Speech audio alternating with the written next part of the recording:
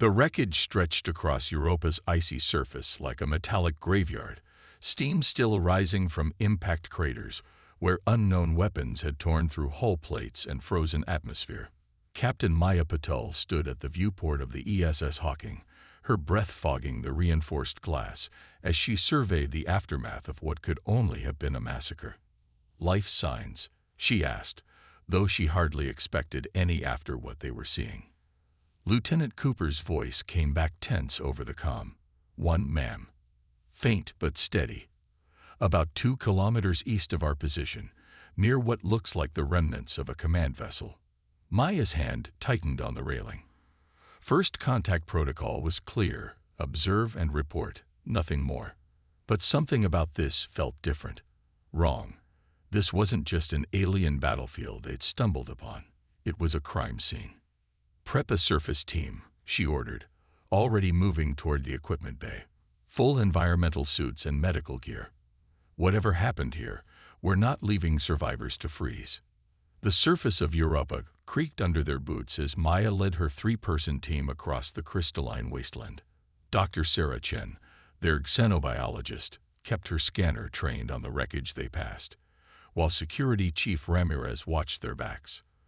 The 4th member of their team, Medical Officer Jackson, carried enough emergency equipment to treat 3 different species, assuming any of it would work on whatever they found.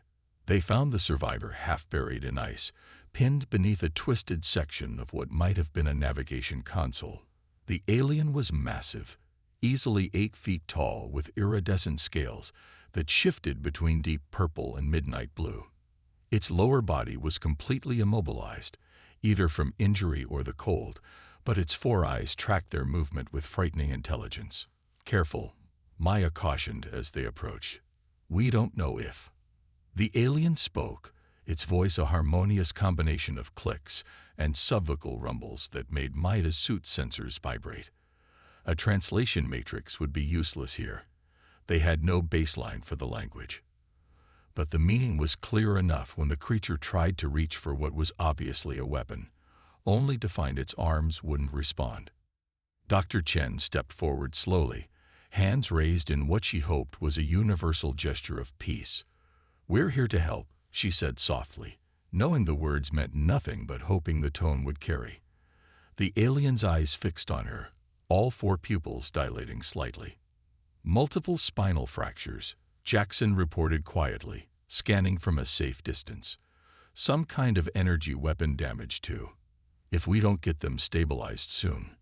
The alien made another sound, different this time. Pain, Maya realized. Fear, not of them, but of dying here, alone on this frozen moon. "Chief, we need to move this debris," Maya decided. "Doctor, see if you can." "Captain." Ramirez's warning came just as their perimeter sensors pinged. Something was approaching, fast and low across the ice. Multiple somethings. "We've got incoming," Cooper's voice crackled through their comms from the ship. 3 vessels, unknown configuration, but they're armed. 30 seconds out. Maya looked at the injured alien, then at the approaching ships. Protocol said they should retreat, report the incident. Let the diplomats handle first contact properly. But the alien's eyes held hers, and in them she saw something universally recognizable. A warrior's pride, wounded but unbroken. "New plan," she said, already moving to help shift the debris. "We're taking them with us. Cooper, warm up the engines and get ready for emergency medevac. Anyone who has a problem with this can file a formal complaint when we're safely in hyperspace." They worked frantically as the approaching ships grew larger on the horizon. The alien was heavy, their environmental suits straining at the mass as they carefully lifted them onto the portable stretcher. Through it all, the creature never made a sound, though Maya could only imagine the pain they were in. The first energy blast struck the ice 50 meters to their left, just as they started back toward their ship. The second came closer, close enough that Maya felt the heat through her suit. The alien's hand suddenly gripped her arm with surprising strength, and those 4 eyes locked onto hers again. This time, the clicking speech pattern was urgent, insistent.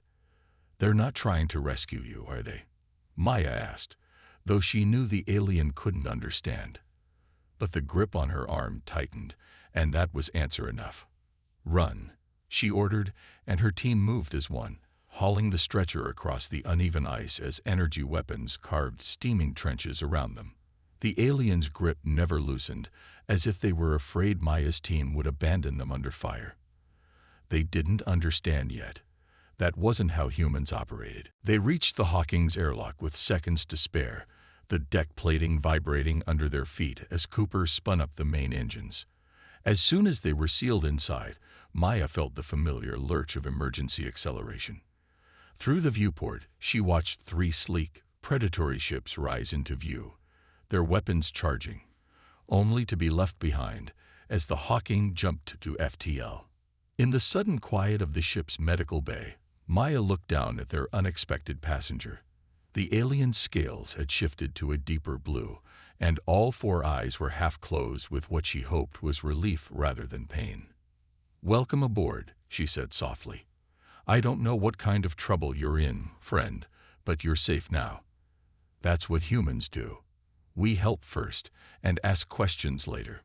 She didn't expect the alien to understand. But as Dr. Jackson began setting up the medical equipment, she could have sworn she saw the warrior's scales shimmer with a new color, one that looked remarkably like hope. The ESS Hawking's medical bay had never felt so crowded. Captain Maya Patel watched as Dr. Jackson and Dr. Chen worked in tandem, their movements careful but urgent as they tended to their alien patient. The warrior's scales had taken on a pale, almost translucent quality that Maya suspected wasn't a good sign. "Their biology is extraordinary," Dr. Chen murmured, studying readings that seemed to shift by the second. "The spinal structure is self-repairing, but something's blocking the process. Some kind of synthetic inhibitor, if I'm reading this correctly." "You mean they were deliberately paralyzed?" Maya asked, feeling her jaw tighten. The alien's eyes tracked her movement, and she wondered how much they understood of what was being said. "The weapon damage wasn't meant to kill," Jackson confirmed grimly. "This was precise, professional. Someone wanted them alive but helpless." The ship's intercom crackled. "Captain to the bridge." Cooper's voice was tense. "Priority message from command." Maya squeezed the alien's shoulder briefly. They had 4 of them, symmetrically arranged, before heading to the bridge. She knew what was coming.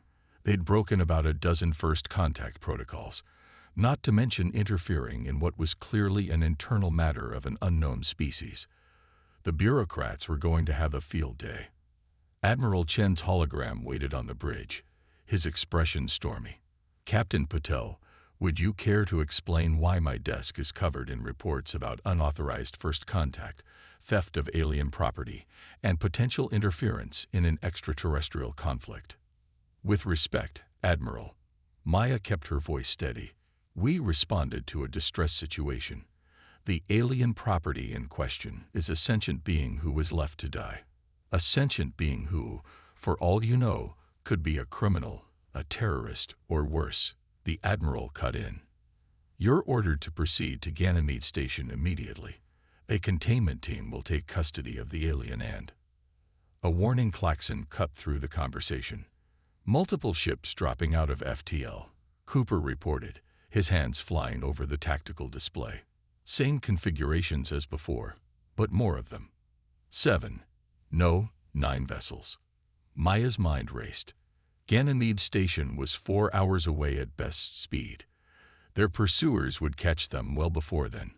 "Admiral, I'm going to have to call you back. We got company."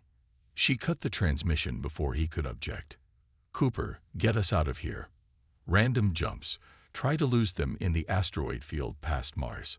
The Hawking shuddered as their engines pushed to maximum acceleration. Maya rushed back to medical, where she found Dr. Chen attempting to communicate with their passenger using a hastily modified translation matrix. "Any progress?" she asked, steadying herself against a bulkhead as the ship banked hard. "Some," Chen replied. "They call themselves the Varka. Our friend here was something equivalent to a fleet commander. They keep trying to tell us something about the convergence, but the translation breaks down. The warrior's scales rippled with dark patterns. Frustration, Maya was beginning to recognize. They gestured with one of their working arms, making a series of clicking sounds that the translation matrix struggled to interpret. Warning. Betrayal. Coming. Chen frowned at her tablet. I think they're trying to. Another violent maneuver threw them all sideways. Multiple impacts. Cooper's voice rang through the ship.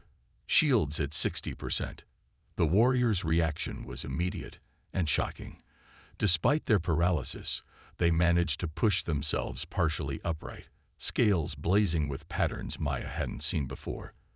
The clicking speech was rapid, urgent. They're saying. Chen's eyes widened as she read the translation. They're saying these aren't regular military ships. They're calling them mindbreakers, some kind of elite unit. She paused, double-checking the translation. They hunt their own kind. Dissidents. Anyone who threatens the unity. Maya looked at their passenger with new understanding. Not a criminal then, a rebel. Someone fighting against their own people for what? Freedom. Truth. The details didn't matter right now. What mattered was that they'd unwittingly stepped into someone else's civil war. Tell them we're not giving them up, Maya said firmly. Make sure they understand that. As Chen worked with the translator, Maya's mind was already racing through options. The Hawking was a research vessel, not a warship. They couldn't outfight their pursuers, and they couldn't outrun them forever. But maybe. Cooper, she called over the comm. Plot a course for the Kuiper Belt, and get me everything we have on solar radiation shielding. I have an idea, but you're not going to like it. The warrior was watching her again, all four eyes intense. Maya met their gaze steadily. I don't know if you can understand me, she said, but where I come from, we have a saying. The enemy of my enemy is my friend, and anyone willing to hunt down their own people, to paralyze them, and leave them to die. Well, those aren't the good guys in any species. The translation matrix chittered, trying to convert her words. The warrior's scales shifted to that hopeful color again, and they reached out with one hand. Maya took it without hesitation, feeling the strange texture of their scales against her palm. In that moment, as her ship fled through space with unknown enemies in pursuit, Maya understood something fundamental about the universe. It didn't matter what planet you came from or how many eyes you had. Tyranny looked the same everywhere. And so did the determination to fight it.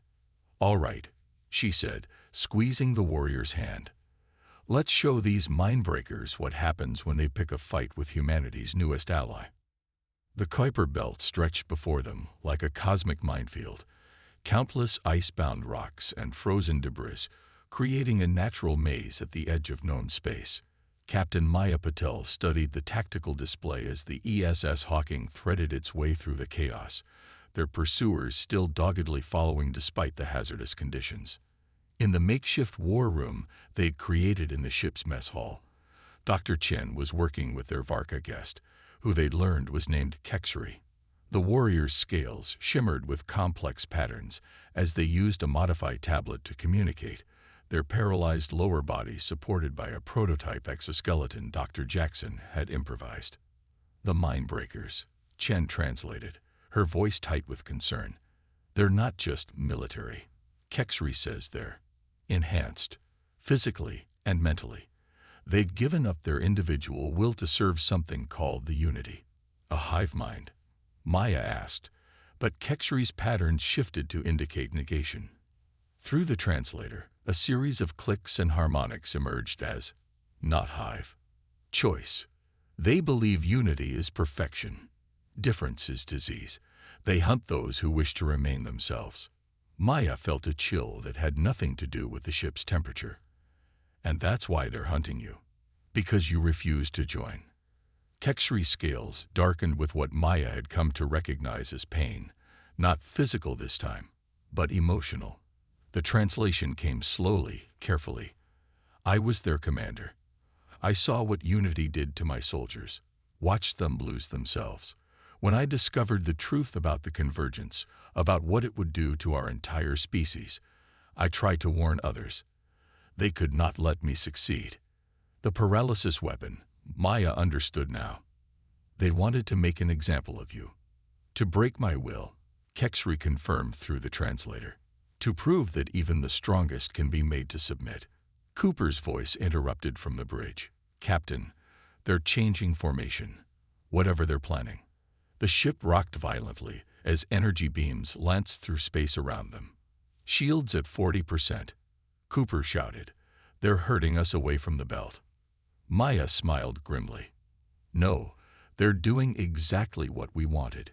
Chen, is the package ready? The xenobiologist nodded, though she looked uncertain. The solar radiation shielding is modified according to Kexri's specifications, but this is incredibly dangerous, Captain. If we're off by even a fraction. Sometimes the best defense is a really stupid offense. Maya cut her off. Cooper, kill the shields. All power to engines. The crew looked at her like she'd lost her mind, but Maya's attention was on Kexri. The warrior's scales had taken on a new pattern, one she hadn't seen before. Understanding. Appreciation. Their 4 eyes met hers, and she saw in them the same calculated recklessness she knew was in her own. Through the translator, Kexri spoke. Your species is either very brave or very foolish.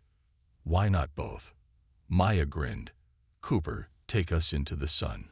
The Hawking's engines screamed as they accelerated directly toward Sol, their pursuers following exactly as Maya had hoped. Without shields, the ship's hull temperature began to rise immediately. Warning alerts blared from every console. Hull integrity at 80%, Cooper reported tensely. 75. 70. Just a little closer, Maya watched the tactical display as the mindbreaker ships followed, their own shields blazing as they fought against the increasing solar radiation. Now, Chen activated the modified shielding array. For a horrible moment, nothing happened. Then space itself seemed to twist around them as the specially tuned frequencies interacted with the solar radiation, creating a cascade effect that their pursuers' shields were never designed to handle. The result was spectacular. 3 of the mindbreaker ships immediately lost power, their enhanced shields overloading catastrophically. 2 more spun out of formation, their navigation systems scrambled by the radiation surge. The remaining 4 broke off pursuit, struggling to rescue their disabled companions. Get us out of here, Maya ordered, and Cooper needed no encouragement. The Hawking rocketed away from the sun, its hull scorched but intact. Only when they were safely back in normal space did Maya allow herself to relax slightly. She turned to find Kexri watching her with all 4 eyes, their scales shifting through patterns too complex for her to read. The translator crackled. You risked everything. Your ship, your crew. Why? Because it was right, Maya said simply. And because sometimes you have to show the bullies of the universe that not everyone will submit to their version of unity. The warrior's scales rippled with that hopeful color again, but there was something else in it now. Determination. Through the translator, they said, there are others like me. Others who resist. But we are scattered, isolated. Until now. Maya understood the unspoken question. Are you suggesting an alliance, Commander Kexri? Your people have already proven themselves warriors worthy of trust. The translation came. And perhaps, friends worth fighting alongside. Before Maya could respond, Cooper's voice cut in urgently. Captain, we're receiving a transmission. Well, you need to see this. On the main screen, a new signal appeared, then another, and another. All around the edges of human space, more Varka vessels were decloaking, but these were different from the mindbreaker ships. Their designs were rougher, individualistic, their energy signatures untainted by the Unity's modifications. The resistance, Maya realized. Kexri's people. They'd been watching, waiting to see if humanity would prove itself an ally worth revealing themselves to. Through the translator, Kexri's voice carried a note of fierce pride.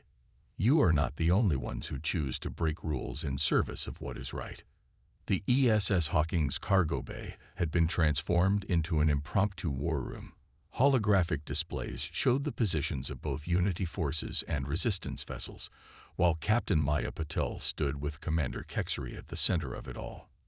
The Varka warrior's exoskeleton hummed quietly as they moved, Dr. Jackson's prototype allowing them increasing mobility despite their paralysis. The Unity will not stop, Kexery's translator conveyed, their scales shifting in patterns of concern. They see our alliance with humans as proof of their philosophy, that individual thought leads to corruption of purpose. Maya watched as more data streamed in from resistance ships. The Unity was mobilizing a fleet unlike anything they'd yet encountered. Then we'll prove them wrong. Show them that different species, different minds working together are stronger than their forced conformity. The door slid open as Dr. Chen hurried in, her eyes bright with excitement. Captain, Commander, we've had a breakthrough with the paralysis weapon's effects. Kexery's scales flickered with interest as Chen explained. The inhibitor wasn't designed for long-term use. It's breaking down, and with it, we're seeing increased neural regeneration. But more importantly, we think we can reverse engineer it. To cure other victims? Maya asked, but Chen's smile was grimly satisfied. To turn it against them. If we can modify the frequency to target their neural enhancements instead of natural tissue. Kexery's patterns shifted to something Maya had never seen before. A complex swirl of hope, determination, and what might have been satisfaction. To free them, the translation came. To give them back their choice. A proximity alert interrupted them. Cooper's voice came over the comm. Multiple ships dropping out of FTL. Resistance vessels. And they're bringing friends. The tactical display updated to show the new arrivals. Maya's eyes widened as she recognized the signatures of human ships, not just research vessels like the Hawking, but military cruisers, merchant ships, even private vessels. Humanity had made its choice. Your Admiral Chen sends his regards, Cooper added, a smile in his voice. Says if we're going to break every rule in the book, we might as well do it with proper backup. Over the next hours, Maya watched in amazement as humans and Varka worked together, sharing knowledge and adapting tactics. The resistance fighters taught them about Unity weaknesses, while human engineers helped upgrade their weapons. Dr. Jackson's exoskeleton design was shared among other paralyzed warriors, giving them back their mobility and dignity. But it was during a quiet moment that Maya truly understood the magnitude of what they'd started. She found Kexery in the observation deck, their scales reflecting the starlight as they watched ships of both species maneuvering together. Among my people, the translator conveyed softly, there is a concept called honor debt. When one warrior saves another's life, their paths become entwined. Their victories and defeats are shared. Maya nodded, understanding. On Earth, we have similar ideas. We call it standing together, fighting for each other. The Unity believes such bonds make us weak. Kexery's patterns shifted to something like amusement. They cannot understand that true strength comes from choosing to stand with others, not being forced to submit. A new alert drew their attention. The tactical display showed Unity ships approaching in formation, dozens of them, their signatures pulsing with enhanced power. The Mindbreakers had called in their main fleet. They're broadcasting a message, Cooper reported. Text only, transmitting to all ships. The words appeared on screens throughout the ship. Subunite or be unanate. Humanity is PRF-ETTYN. Resistance is DISEAS. Maya looked at Kexery, saw in their 4 eyes the same resolve she felt. Send a response, she ordered. 2 words, not today. The next few hours were chaos as final preparations were made. The modified paralysis weapon was distributed among the fleet, while Dr. Chen worked with Varka scientists to fine-tune its frequency. Resistance fighters and human crews ran battle drills together, learning to coordinate their different tactics and technologies. Throughout it all, Maya noticed something remarkable. The Varka resistance fighters' scales had begun showing new patterns, ones that mimicked human expressions of determination, hope, and camaraderie, and human crew members had started adopting Varka gestures and mannerisms. Two species, learning from each other, becoming stronger together. As the Unity fleet drew closer, Maya stood on her bridge, Kexri beside her in their humming exoskeleton. Around them, human and Varka crew members worked in perfect synchronization. Whatever happens next, Kexri's translator conveyed, their scales showing a pattern Maya now recognized as fierce pride. You have given my people something the Unity never could. What's that? A future worth fighting for, worth staying individual for. The warriors' patterns shifted to include that now familiar hope. The Unity thinks they know strength. Let us show them what real warriors can do when they choose to stand together. Maya smiled grimly as the first Unity ships came into range. Couldn't have said it better myself. All ships, battle stations. Let's remind the universe that forcing people to be the same doesn't make them stronger. It just makes them easier to break. The stars themselves seemed to hold their breath as two visions of the future prepared to clash. One of forced unity, the other of chosen alliance. And in that moment, humanity proved once again that its greatest strength wasn't its technology or its tactics, but its unshakable determination to stand with those who fought for freedom, no matter what form they took. Space erupted into chaos as the two fleets clashed. The Unity ships moved with eerie synchronization, their enhanced crews operating as a single organism. But the combined human-Varka fleet had something more powerful than coordination. They had creativity, determination, and the strength that comes from fighting for a cause you believe in. Multiple impacts on decks 3 and 4, Cooper reported as the Hawking shuddered under enemy fire. Shields holding at 60%. Captain Maya Patel watched the tactical display, where red dots representing Unity ships were pressing in from all sides. Beside her, Commander Kexri's scales rippled with complex patterns as they coordinated with other resistance vessels through their modified command interface. The modified paralysis weapon is ready, Dr. Chen's voice came over the comm. But we'll need to get close, really close. Their shields are specifically designed to block it. Maya exchanged looks with Kexri. The warrior's 4 eyes gleamed with understanding. Through the translator, they said, then we give them a target they cannot resist. You're talking about using yourself as bait, Maya realized. They want you badly enough to drop their shields. I am a symbol. Kexri's patterns shifted to something like grim satisfaction. My continued resistance mocks everything they believe. They will not pass up the chance to make an example of me. Before Maya could respond, a new transmission cut across all frequencies. The Unity commander's voice was a chorus of perfectly synchronized tones. Attention, rebel forces. Your resistance is meaningless. Your individualism is a disease that must be purged. Submit now, and you may yet be perfected. Charming bunch, aren't they? Maya muttered, then addressed her crew. All hands, prepare for close quarters combat. Dr. Jackson, is the exoskeleton at full power? As ready as it'll ever be, Jackson replied. But Captain, if we do this, we're doing it. Maya cut him off. Cooper, target these coordinates. Chen, prepare to broadcast the modified weapon on my mark. And someone get me Admiral Chen. I need his ships in position. The next few minutes were a carefully choreographed dance of ships and strategy. The Hawking appeared to take heavy damage, drifting away from the main fleet with apparent engine trouble. Kexri's life signs were deliberately leaked on open channels, along with panicked communications about critical systems failures. The Unity fleet responded exactly as predicted.